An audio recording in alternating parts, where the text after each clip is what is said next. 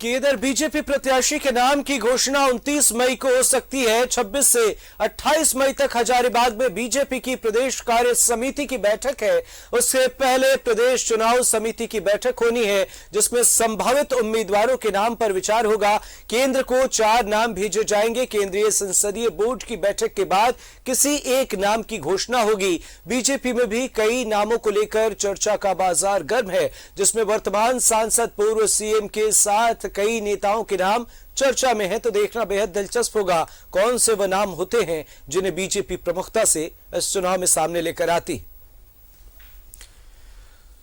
तो कांग्रेस से टिकट चाहने वाले दिल्ली में जमे हुए हैं एक तरफ, और दूसरी तरफ अपनी अपनी दावेदारी के लिए लॉबिंग तेज हो गई है, पैरवियां तेज हो गई हैं।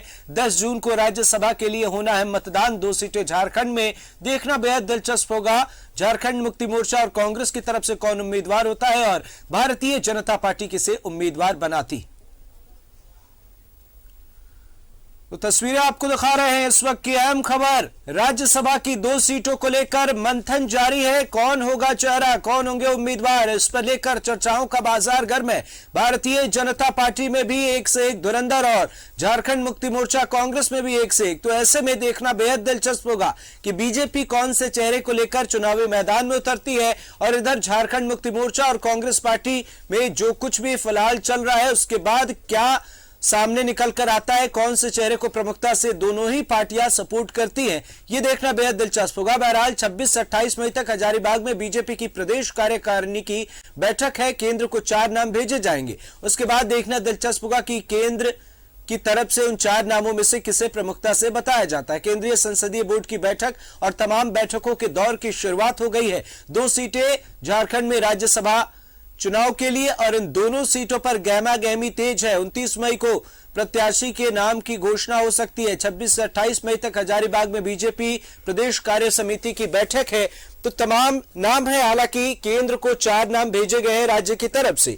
देखना बेहद दिलचस्प होगा कि केंद्र की तरफ से क्या कुछ इस मामले पर प्रतिक्रिया सामने आती है, और उसके बाद कौन सा वो नाम है जिसे प्रमुखता से पार्टी चुनाव में लेकर आती है।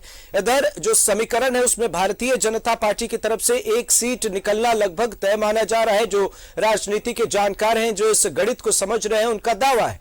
दूसरी तरफ अगर बात करें तो झारखंड मुक्ति मोर्चा और कांग्रेस के लिए भी 1 सीट निकालना बेहद आसान है, पर दूसरी सीट पर बहुत ज्यादा मुश्किल है। ऐसे में देखना दिलचस्प होगा कि कौन से वो चेहरे होते हैं जिन्हें प्रमुखता से दोनों ही पार्टियां बाहर लेकर आती।